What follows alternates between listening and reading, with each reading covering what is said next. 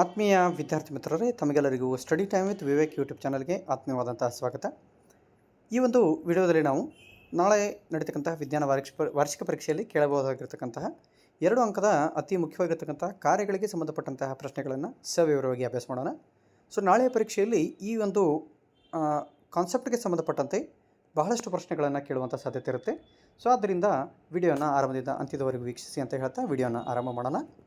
So ಮಾನವನ ಜೀರ್ಣಕ್ರಿಯೆಯ ಭಾಗಗಳು ಮತ್ತು ಗ್ರಂಥಿಗಳು, ಸ್ರವಿಕೆ ಆಗುವ ರಸಗಳು, ಕಿಣ್ವಗಳು ಮತ್ತು ಅವುಗಳ ಕಾರ್ಯಗಳು. ಸೊ ಜೀರ್ಣಾಂಗ ವ್ಯೂಹದ ಮೊದಲನೇ ಭಾಗವಾಗಿರ್ತಕ್ಕಂತಹ ಬಾಯಿ, ಅಲ್ಲಿ ಬಿಡುಗಡೆ ಆಗ್ತಕ್ಕಂತಹ ಕಿಣ್ವ ಯಾವುದು ಅಂತಂದ್ರೆ ಅಮೈಲೇಸ್ ಕಿಣ್ವ. ಸೊ ಅಲ್ಲಿ ನಡೀತಕ್ಕಂತಹ ಕ್ರಿಯೆ ಪಿಷ್ಟವನ್ನು ಸಕ್ಕರೆಯನ್ನಾಗಿಸುವಂತಹ ಕ್ರಿಯೆ ನಡೀತದೆ. ಇನ್ನು ನೆಕ್ಸ್ಟ್ ಬರ್ತದ ಅನ್ನನಾಳ. ಇಲ್ಲಿ ಯಾವುದೇ ರೀತಿಯಾದಂತಹ ಕಿಣ್ವಗಳು ಇರೋದಿಲ್ಲ. ಅದರ ಕಾರ್ಯ ಏನಂತಂದ್ರೆ ಸಂಕುಚನ ಚಲನೆಗಳು ಆಹಾರವನ್ನು ಜಠರಕ್ಕೆ ಸಾಗಿಸುತ್ತವೆ. ಇನ್ನು ಜಠರದಲ್ಲಿ ಜಠರ ಗ್ರಂಥಿ ಇರ್ತದೆ, ಅದರ ಸ್ರವಿಕೆ ಜಠರ ರಸ. ಆದರೆ ಅಲ್ಲಿ ಯಾವುದೇ ರೀತಿಯ ಜಠರ ಗ್ರಂಥಿಯಿಂದ ಬಿಡುಗಡೆ ಆಗ್ತಕ್ಕಂತಹ ರಸಗಳಿಂದ ಕಾರ್ಯ ನಡೆಯೋದಿಲ್ಲ. ನೆಕ್ಸ್ಟ್ ಬರ್ತದೆ ಏನಂತಂದ್ರೆ ಹೈಡ್ರೋಕ್ಲೋರಿಕ್ ಆಮ್ಲ. ಸೊ ಈ ಹೈಡ್ರೋಕ್ಲೋರಿಕ್ ಆಮ್ಲ ಏನು ಮಾಡ್ತದೆ ಅಂತಂದರೆ ಸೂಕ್ಷ್ಮಾಣುಜೀವಿಗಳನ್ನು ನಾಶಪಡಿಸುತ್ತೆ ಮತ್ತು ಆಮ್ಲೀಯ ಮಾಧ್ಯಮಗಳನ್ನು ಉಂಟು ಮಾಡ್ತದೆ. ಜಠರದಲ್ಲಿ ಬಿಡುಗಡೆ ಆಗ್ತಕ್ಕಂತಹ ಕಿಣ್ವ ಯಾವುದು ಅಂತಂದರೆ ಪೆಪ್ಸಿನ್ ಕಿಣ್ವ. ಆಹಾರದಲ್ಲಿರುವ ಪ್ರೋಟೀನ್ಗಳನ್ನು ಪಾಲಿಪೆಪ್ಟೈಡ್ಗಳನ್ನಾಗಿಸುವುದು ಇದರ ಕಾರ್ಯ. ಸೊ ನೆಕ್ಸ್ಟ್ ಬರ್ತದೆ ಇದೇ ಭಾಗದಲ್ಲಿ ಯಾವುದು ಅಂತಂದರೆ ಯಕೃತ್ತು. ಸೊ ಇಲ್ಲಿ ಇರ್ತಕ್ಕಂತಹ ಗ್ರಂಥಿ ಯಕೃತ ಗ್ರಂಥಿ. ಬಿಡುಗಡೆ ಆಗ್ತಕ್ಕಂಥ ರಸ ಪಿತ್ತರಸ. ಇದು ಕೊಬ್ಬನ್ನು ಸಣ್ಣ ಕೊಬ್ಬುಗಿನ ಕಣಗಳಾಗಿ ಪರಿವರ್ತಿಸುತ್ತದೆ. ನೆಕ್ಸ್ಟ್ ಬರ್ತದೆ ಯಾವುದಪ್ಪ ಅಂತಂದ್ರೆ ಮೇದೋಜೀರಕ ಗ್ರಂಥಿ. ಸೊ ಇಲ್ಲಿ ಬಿಡುಗಡೆ ಆಗ್ತಕ್ಕಂತಹ ಕಿಣ್ವ ಅಮೈಲೇಸ್ ಪಿಷ್ಟವನ್ನು ಮಾಲ್ಟೋಸ್ ಆಗಿ ಪರಿವರ್ತಿಸುತ್ತದೆ. ಲೈಪೇಸ್ ಕಿಣ್ವವೂ ಸಹ ಇಲ್ಲಿ ಬಿಡುಗಡೆ ಆಗುತ್ತದೆ. ಅದು ಕೊಬ್ಬಿನ ಆಮ್ಲ ಮತ್ತು ಗ್ಲಿಸರಾಲ್ಗಳಾಗಿ ಪರಿವರ್ತಿಸುತ್ತದೆ. ಸೊ ಇಲ್ಲಿ ಬಿಡುಗಡೆ ಆಗ್ತಕ್ಕಂತಹ ಇನ್ನೊಂದು ಕಿಣ್ವ ಯಾವುದಂತಂದರೆ ಟ್ರಿಪ್ಸಿನ್ ಕಿಣ್ವ. ಇದು ಪ್ರೋಟೀನ್ಗಳನ್ನು ಪಾಲಿಪೆಪ್ಟೈಡ್ಗಳನ್ನಾಗಿ ಪರಿವರ್ತಿಸುತ್ತದೆ. ಇನ್ನು ನೆಕ್ಸ್ಟ್ ಬರ್ತದೆ ಯಾವುದಪ್ಪ ಅಂತಂದ್ರೆ ಭಾಗ ಸಣ್ಣ ಕರಳು. ಸಣ್ಣ ಕರಳಿನಲ್ಲಿ ಸೊ ಪ್ರೋಟೀನ್ಗಳನ್ನು ಅಮೈನೋ ಆಮ್ಲವಾಗಿ, ಕಾರ್ಬೋಹೈಡ್ರೇಟ್ನ ಗ್ಲೂಕೋಸ್ ಮತ್ತು ಕೊಬ್ಬಿನ ಆಮ್ಲ ಮತ್ತು ಗ್ಲಿಸರಾಲ್ ಆಗಿ ಪರಿವರ್ತನೆ ಮಾಡ್ತಕ್ಕಂತಹ ಕ್ರಿಯೆ ನಡೀತದೆ. ಏನು ದೊಡ್ಡ ಕರಳು ಏನು ಮಾಡ್ತದಪ್ಪ ಅಂತಂದರೆ ಜೀರ್ಣವಾಗದ ಆಹಾರದಿಂದ ನೀರನ್ನು ಹೀರಿಕೊಳ್ಳುತ್ತದೆ. ಸೊ ನೆಕ್ಸ್ಟ್ ಬರ್ತದೆ ಯಾವುದಪ್ಪ ಅಂತಂದರೆ ರಕ್ತನಾಳಗಳು ಮತ್ತು ಅವುಗಳ ಕಾರ್ಯಗಳು. ಅಪಧಮನಿಗಳು ಹೃದಯದಿಂದ ದೇಹದ ವಿವಿಧ ಭಾಗಗಳಿಗೆ ಆಕ್ಸಿಜನ್ ಯುಕ್ತ ರಕ್ತವನ್ನು ಸಾಗಿಸುತ್ತವೆ. ಅಭಿಧಮನಿಗಳು ದೇಹದ ವಿವಿಧ ಭಾಗಗಳಿಂದ ಆಕ್ಸಿಜನ್ ರಹಿತ ರಕ್ತವನ್ನು ಹೃದಯಕ್ಕೆ ಸಾಗಿಸುತ್ತವೆ. ಲೋಮನಾಳಗಳು ದೇಹದ ಜೀವಕೋಶ ಮತ್ತು ರಕ್ತದ ನಡುವೆ ಅಂಗಾಂಶ ದ್ರವದ ಮೂಲಕ ವಸ್ತುಗಳ ಸಾಗಾಣಿಕೆಗೆ ಸಹಾಯವಾಗಿದೆ. ಪುಪ್ಪಸಕ ಅಪಧಮನಿಗಳು ರಕ್ತವನ್ನು ಆಕ್ಸಿಜನ್ ಪೂರಿತಗೊಳಿಸಲು ಬಲಹೃತ್ಕಕ್ಷಿಯಿಂದ ಶ್ವಾಸಕೋಶಕ್ಕೆ ಸಾಗಿಸುತ್ತವೆ. ಪುಪ್ಪಸಕ ಅಭಿಧಮನಿಗಳು ಆಕ್ಸಿಜನ್ ಯುಕ್ತ ರಕ್ತವನ್ನು ಶ್ವಾಸಕೋಶದಿಂದ ಎಡ ಹೃತ್ಕರಣಕ್ಕೆ ಸಾಗಿಸುತ್ತವೆ. ಮಹಾ ಅಪಧಮನಿ ಆಕ್ಸಿಜನ್ ಯುಕ್ತ ರಕ್ತವನ್ನು ಹೃದಯದಿಂದ ದೇಹದ ವಿವಿಧ ಭಾಗಗಳಿಗೆ ಸಾಗಿಸುತ್ತದೆ. ಮಾನವನ ಮಿದುಳಿನ ಭಾಗಗಳು ಮತ್ತು ಕಾರ್ಯಗಳು. ಮಹಾಮಸ್ತಿಷ್ಕ ಮಾನವನ ಬುದ್ಧಿವಂತಿಕೆ, ಮಾನಸಿಕ ಚಟುವಟಿಕೆ, ಜ್ಞಾಪಕ ಶಕ್ತಿಗೆ ಕೇಂದ್ರವಾಗಿದೆ. ಹೈಪೋಥಾಲಮಸ್ ದೇಹದ ಉಷ್ಣತೆ, ನೀರಿನ ಸಮತೋಲನ, ಆಹಾರ, ನಿದ್ರೆ ಮುಂತಾದ ಕ್ರಿಯೆಗಳನ್ನು ನಿಯಂತ್ರಿಸುತ್ತದೆ. ಥಾಲಮಸ್ ಜ್ಞಾನೇಂದ್ರಿಯಗಳಿಂದ ಬಂದ ಸಂದೇಶವನ್ನು ಸ್ವೀಕರಿಸಿ ಮೇಲ್ಭಾಗಕ್ಕೆ ಕಳುಹಿಸುತ್ತದೆ. ಮಧ್ಯಮೆದುಳು ಹಿಮ್ಮೆದುಳಿನಿಂದ ಬಂದ ಮಾಹಿತಿಯನ್ನು ಮುಮ್ಮೆದುಳಿಗೆ ಸಾಗಿಸಲು ಸಹಾಯ ಮಾಡುತ್ತದೆ.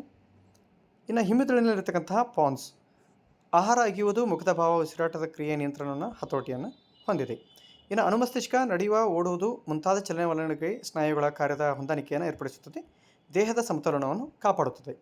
ಇನ್ನು ಮೆಡುಲ ದೇಹದ ಅನೈಚ್ಛಿಕ ಕ್ರಿಯೆಗಳಾದ ಉಸಿರಾಟ, ಹೃದಯದ ಬಡಿತ, ಜೀರ್ಣನಾಳ ಚಲನೆಗಳ ಕಿಣ್ವಗಳ ಸ್ರವಿಕೆಗೆ ರಕ್ತ ಒತ್ತಡ ನಿಯಂತ್ರಿಸುತ್ತದೆ. ಮಿದುಳು ಬಳಿ ಪರಾವರ್ತಿತ ಕ್ರಿಯೆಯಿಂದ ಕೈ ಕಾಲುಗಳು ಮತ್ತು ಇತರ ಅಂಗಗಳ ಚಲನೆಯನ್ನು ಹೊಂದಾಣಿಕೆಯನ್ನು ಉಂಟು ಮಾಡುತ್ತದೆ. ನರಕೋಶದ ಭಾಗಗಳು ಮತ್ತು ಅವುಗಳ ಕಾರ್ಯಗಳು. ಶಾಖ ಮತ್ತು ನೋವು, ಸ್ಪರ್ಶದ ಮುಂತಾದ ಪರಿಸರದಲ್ಲಿನ ಬಾಹ್ಯ ಪ್ರಚೋದನೆಗಳನ್ನು ಸಂಗ್ರಹಿಸುತ್ತದೆ. ದೇಹದಲ್ಲಿ ಒಂದು ಕಡೆಯಿಂದ ಮತ್ತೊಂದು ಕಡೆಗೆ ಮಾಹಿತಿಯನ್ನು ವಿದ್ಯುತ್ ಸಂಕೇತ ರೂಪದಲ್ಲಿ ವರ್ಗಾಯಿಸುತ್ತದೆ. ಡೆಂಡ್ರೈಟ್ ತುದಿಯಲ್ಲಿ ಸಂಗ್ರಹವಾದ ಮಾಹಿತಿಯು ರಾಸಾಯನಿಕ ಕ್ರಿಯೆಯ ಮೂಲಕ ವಿದ್ಯುತ್ ಆವೇಗಗಳನ್ನು ಉಂಟು ಮಾಡುತ್ತದೆ. ಆಕ್ಸಾನ್ ತುದಿಯು ರಾಸಾಯನಿಕಗಳನ್ನು ಬಿಡುಗಡೆ ಮಾಡುವ ವಿದ್ಯುತ್ ಆವೇಗಗಳ ಸಂಸರ್ಗವನ್ನು ದಾಟಿ ಮುಂದಿನ ನರಕೋಶದ ನೆನಟುಗಳಿಗೆ ವರ್ಗಾಯಿಸುತ್ತದೆ. ರಕ್ತದ ಘಟಕಗಳು ಮತ್ತು ಅವುಗಳ ಕಾರ್ಯಗಳು. ಕೆಂಪು ರಕ್ತ ಕಣಗಳು ಉಸಿರಾಟದ ಅನಿಲಗಳಾದ ಆಕ್ಸಿಜನ್ ಮತ್ತು ಕಾರ್ಬನ್ ಡೈಆಕ್ಸೈಡನ್ನು ಸಾಗಿಸುತ್ತದೆ. ಬಿಳಿ ರಕ್ತ ಕಣಗಳು ರೋಗಕಾರಕ ಸೂಕ್ಷ್ಮಜೀವಿಗಳನ್ನು ಭಕ್ಷಿಸುತ್ತವೆ. ಕಿರುತೊಟ್ಟೆಗಳು ರಕ್ತದ ಹೆಪ್ಪುಗಟ್ಟುವಿಕೆಗೆ ಸಹಾಯ ಮಾಡುತ್ತವೆ.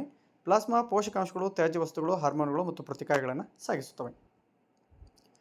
ಗಂಡು ಸಂತಾನೋತ್ಪತ್ತಿಯ ಭಾಗಗಳು ಮತ್ತು ಅವುಗಳ ಕಾರ್ಯಗಳು ವೆರಿ ಇಂಪಾರ್ಟೆಂಟ್ ಆಗಿರ್ತಕ್ಕಂಥ 2 ಮಾರ್ಕ್ಸ್ ಕ್ವೆಶ್ಚನ್ ಇದು.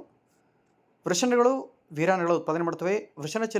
ವೃಷಣಗಳಿರುವ ಭಾಗ ದೇಹದ ತಾಪಕ್ಕಿಂತ ಸ್ವಲ್ಪ ಕಡಿಮೆ ತಾಪವಿರುವುದರಿಂದ ಕಾರ್ಯನಿರ್ವಹಿಸುತ್ತದೆ.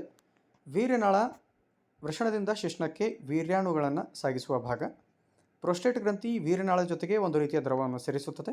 ವೀರ್ಯಕೋಶಕ್ಕೆ ವೀರ್ಯಾಣುವಿಗೆ ಬೇಕಾದ ಶಕ್ತಿಯ ಮೂಲವಾಗಿದೆ. ಇನ್ನು ಹೆಣ್ಣು ಸಂತಾನೋತ್ಪತ್ತಿ ಭಾಗಗಳು ಮತ್ತು ಕಾರ್ಯಗಳು. ಅಂಡಾಶಯ ಅಂಡಾಣುಗಳ ಉತ್ಪಾದನೆ. ಅಂಡನಾಳ ಈ ನಾಳದ ಮೂಲಕ ಅಂಡ ಗರ್ಭವನ್ನು ತಲುಪುತ್ತದೆ. ಲಿಂಗಾಣುಗಳ ಸಂಯೋಗ ಉಂಟಾಗುವ ಸ್ಥಳ. ಗರ್ಭಕೋಶ ಭ್ರೂಣದ ಬೆಳವಣಿಗೆಗೆ ಭಾಗವಾಗಿದೆ. ಗರ್ಭಕೋಶದ ಕಂಠ ಯೋನಿ ಮತ್ತು ಗರ್ಭಕೋಶವನ್ನು ಸೇರಿಸುವಂತಹ ಭಾಗ. ಸಸ್ಯ ಹಾರ್ಮೋನ್ ಮತ್ತು ಅವುಗಳ ಕಾರ್ಯಗಳು. ಆಕ್ಸಿನ್ ಜೀವಕೋಶಗಳು ಉದ್ದವಾಗಿ ಬೆಳೆಯಲು ಸಹಾಯಕ. ಜಿಬ್ಬರ್ಲಿನ್ ಕಾಂಡದ ಬೆಳವಣಿಗೆ, ಹೂವು ಮತ್ತು ಹಣ್ಣುಗಳ ಬೆಳವಣಿಗೆಗೆ ಉತ್ತೇಜಿಸುತ್ತದೆ. ಸೈಟೋಕಾನಿನ್ ಕೋಶದ ವಿಭಜನೆಗೆ ಸಹಾಯಕಾರಿಯಾಗಿದೆ. ಆಬ್ಸಿಸಿಕ್ ಆಮ್ಲ ಸಸ್ಯಗಳ ಬೆಳವಣಿಗೆಯನ್ನು ಕುಂಠಿತಗೊಳಿಸುತ್ತದೆ ಮತ್ತು ಎಲೆಗಳ ಬಾಡುವಿಕೆಗೆ ಕಾರಣವಾಗಿದೆ. ಇಥಿಲೀನ್ ಕಾಯಿ ಹಣ್ಣಾಗಲು ಸಹಾಯ ಮಾಡುತ್ತದೆ. ನಿರ್ನಾಳ ಗ್ರಂಥಿಗಳು ಮತ್ತು ಅವುಗಳ ಕಾರ್ಯಗಳು. ಪಿಟ್ಯೂಟರಿ ಗ್ರಂಥಿ ಭೌತಿಕ ಮತ್ತು ಮಾನಸಿಕ ಬೆಳವಣಿಗೆಯನ್ನು ಪ್ರಚೋದಿಸುತ್ತದೆ. ಥೈರಾಯ್ಡ್ ಗ್ರಂಥಿ ಥೈರಾಕ್ಸಿನ್ ಹಾರ್ಮೋನ್ ಉತ್ಪತ್ತಿ ಮಾಡಿ ದೇಹದ ಬೆಳವಣಿಗೆಗೆ ಬೇಕಾದಂಥ ಚಯಾಪಚಯ ಕ್ರಿಯೆಯನ್ನು ನಿಯಂತ್ರಿಸುತ್ತದೆ. ಮೆದೋಜೇರಿಕ ಗ್ರಂಥಿ ಇನ್ಸುಲಿನ್ ಹಾರ್ಮೋನ್ ಉತ್ಪಾದನೆ ಮಾಡಿ ರಕ್ತದಲ್ಲಿ ಸಕ್ಕರೆಯ ಪ್ರಮಾಣ ನಿಯಂತ್ರಿಸುತ್ತದೆ. ಎಡ್ರಿನಲ್ ಗ್ರಂಥಿ ಎಡ್ರಿನಲಿನ್ ಹಾರ್ಮೋನ್ ಉತ್ಪತ್ತಿ ಮಾಡಿ ಹೃದಯದ ಬಡಿತ, ಉಸಿರಾಟ, ರಕ್ತದ ಒತ್ತಡವನ್ನು ನಿಯಂತ್ರಿಸುತ್ತದೆ ಮತ್ತು ತುರ್ತು ಪರಿಸ್ಥಿತಿಗಳಲ್ಲಿ ಇದು ಹಾರ್ಮೋನ್ ಉತ್ಪತ್ತಿಯಾಗುತ್ತದೆ. ಇನ್ನು ಜನನ ಗ್ರಂಥಿಗಳಾಗಿರ್ತಕ್ಕಂತಹ ವೃಷಣ ಟೆಸ್ಟೋಸ್ಟೆರಾನ್ ಹಾರ್ಮೋನ್ ಉತ್ಪತ್ತಿ ಮಾಡಿ ಹುಡುಗರಲ್ಲಿ ಪ್ರೌಢಾವಸ್ಥೆಗೆ ಸಂಬಂಧಿಸಿದ ಬದಲಾವಣೆಗೆ ಕಾರಣ ಮತ್ತು ವೀರ್ಯಾಣುಗಳ ಉತ್ಪಾದನೆಗೆ ಸಹಾಯ ಮಾಡುತ್ತದೆ. ಅಂಡಾಶಯ ಈಸ್ಟ್ರೋಜನ್ ಮತ್ತು ಪ್ರೊಜೆಸ್ಟರಾನ್ ಹಾರ್ಮೋನ್ ಉತ್ಪತ್ತಿ ಮಾಡುತ್ತದೆ. ಹೆಣ್ಣು ಸಂತಾನೋತ್ಪತ್ತಿ, ಅಂಗಗಳ ಬೆಳವಣಿಗೆ, ಋತುಚಕ್ರದ ನಿಯಂತ್ರಣ ಮತ್ತು ಗರ್ಭಧಾರಣೆಗೆ ಅಗತ್ಯವಾದ ಬದಲಾವಣೆಗಳಿಗೆ ಇದು ಕಾರಣವಾಗಿದೆ. ಮಾನವನ ಕಣ್ಣಿನ ಭಾಗಗಳು ಮತ್ತು ಅವುಗಳ ಕಾರ್ಯಗಳು. ಸ್ಕ್ಲೀರಾ ಕಣ್ಣು ಮತ್ತು ಕಣ್ಣುಗುಡ್ಡೆ ರಕ್ಷಣೆಯನ್ನು ನೀಡುತ್ತದೆ. ಕೊರಾಯ್ಡ್ ರಕ್ತನಾಳ ಮತ್ತು ನರಗಳನ್ನು ಹೊಂದಿದ್ದ ನೋವು ಗ್ರಹಿಸುತ್ತದೆ. ರೆಟಿನಾ ದ್ಯುತಿ ಸಂವೇದಿ ಪರದೆಯಾಗಿದ್ದು ಪ್ರತಿಬಿಂಬ ಉಂಟಾಗಲು ಸಹಕರಿಸುತ್ತದೆ.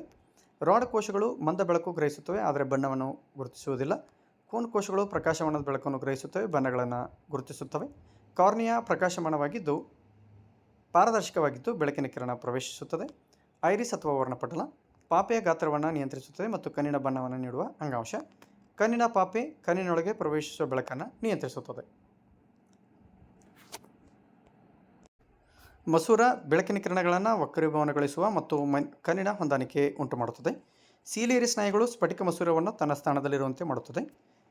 ಕಾಚುಕ ಮತ್ತು ಜಲರಸಧಾತು ಕಣ್ಣಿನ ಪದರಗಳು ಕುಸಿಯದಂತೆ ನೋಡಿಕೊಳ್ಳುತ್ತವೆ. ಚಾಕ್ಷುಷನರ ಸಂಕೇತಗಳನ್ನು ಮೆದುಳಿಗೆ ಕಳುಹಿಸುತ್ತದೆ. ದೃಶ್ಯಗ್ರಾಹಕ ಕೋಶಗಳು ಬೆಳಕಿನ ಕಿರಣಗಳ ಚೋದನೆಯಿಂದ ವಿದ್ಯುತ್ ಸಂಕೇತಗಳನ್ನು ಸೃಷ್ಟಿಸುತ್ತವೆ. ಸೊ ಬುದ್ಧ ಮಕ್ಕಳೇ, ಇಲ್ಲಿವರೆಗೆ ನಾವು ನೋಡಿರ್ತಕ್ಕಂತಹ ಕಾರ್ಯಗಳಿಗೆ ಸಂಬಂಧಪಟ್ಟಂತಹ ಏನು ವಿಷಯಗಳಿವೆ, ನಾಳೆಯ ಪರೀಕ್ಷೆಯಲ್ಲಿ 100% ಆಗಿ ಇದರಲ್ಲಿರ್ತಕ್ಕಂತಹ ಕ್ವಶನ್ಗಳು ಬಂದೇ ಬರುತ್ತೆ. ಇವುಗಳನ್ನು ಚೆನ್ನಾಗಿ ತಯಾರಿ ಮಾಡಿ ಅಂತ ಹೇಳ್ತಾ ವಿಡಿಯೋನ ಇಲ್ಲಿಗೆ ಮುಕ್ತಾಯ ಮಾಡ್ತೀನಿ. ಟೇಕ್ ಕೇರ್, ಬಾಯ್ ಬಾಯ್.